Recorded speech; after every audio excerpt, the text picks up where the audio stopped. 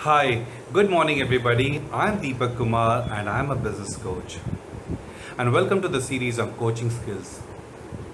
Today we are going to talk about a skill called the dead end coaching. This is a situation where the coachee is actually bereft of ideas and he does not know how to move forward. In this episode, we are going to talk about the significance of dead end coaching. We're going to talk about some examples on how to deal with dead end scenarios, and we'll talk about its place in the coaching process. And if you would like to know further on this particular skill and other skills that are going to come up, I request you to kindly press the subscribe button. Thank you so much.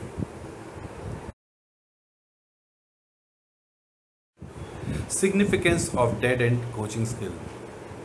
In any coaching conversation, there are chances that the coachee will end up in a dead end situation.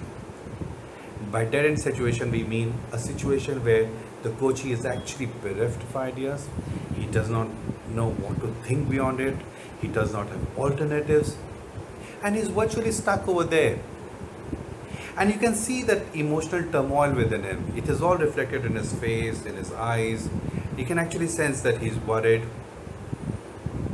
What he's looking from you is that, please take me out of this stuck position. Please find a way out of this situation.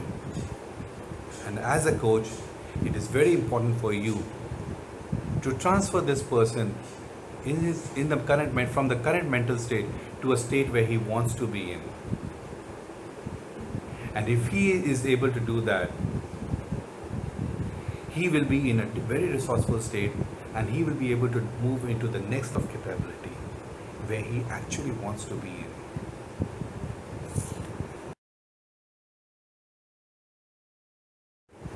Dealing with dead end situations. Before we go into how do we deal with dead end situations, we need to understand a few things. That the client is actually sharing his concerns, his perspective of the situation he is in from his model of the world, from his frame of reference. The challenge for you as a coach is to change this frame of reference to another frame of reference. And this can be done through a coaching process, through a questioning process that can guide him through. Let me give you an example. You could start like this. You're an extremely talented person, extremely resourceful person. If your son or daughter or your brother or your friend would have been in the same situation, how would you have guided him? Yeah? And the second approach could be, say for example, can you re-look at the situation you are in? The third could be, let's pretend as if, just go on. Another example could be, if you had to guess, what would be they like? Remember this, that as you are asking him questions, he is forced to think. And he is actually he will move into a very resourceful state, and he'll be able to deal with such situation very nicely.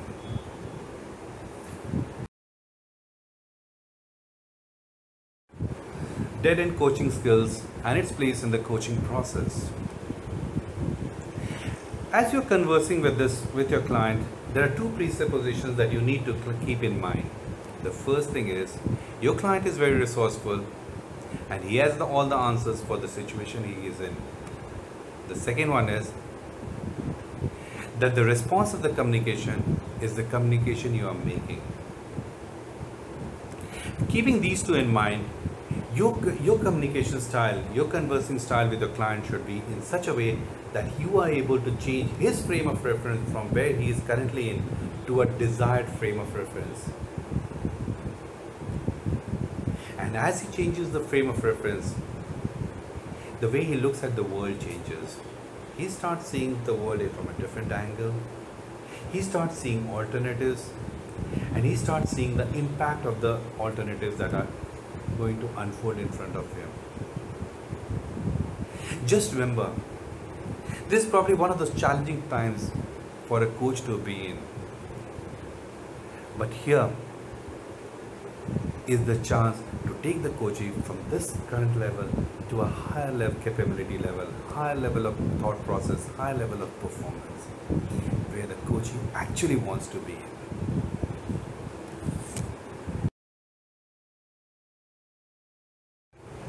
So ladies and gentlemen, we discussed dead-end coaching skills. We also discussed in this what is dead-end situation, what is dead-end coaching skills. We also discussed some ways of dealing with dead-end situations, scenarios. We also discussed on the significance of dead-end coaching skills in the coaching process. Just remember this is not only important for the coaches, but it has significance for the managers also.